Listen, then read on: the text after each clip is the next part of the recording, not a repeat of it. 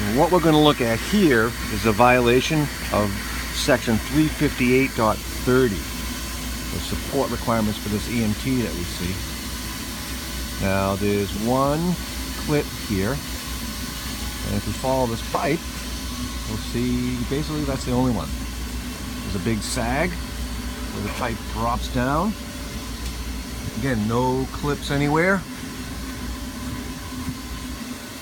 It goes all the way down here where there's a clip, but it's not really doing anything.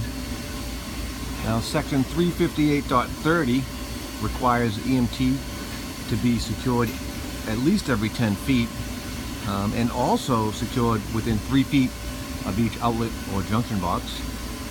And as we can see here, there's a junction box there, but no supports within the required 3 feet. And what we end up with is a pipe that is sagging and flopping around, and it's also led to some wiring becoming disconnected on this end. I kind of move around here, you can see this has become separated, probably because the EMT is flopping around. That's going to create a real problem with the wiring exposed here. This is Russ NEC consultant for EC&M Magazine.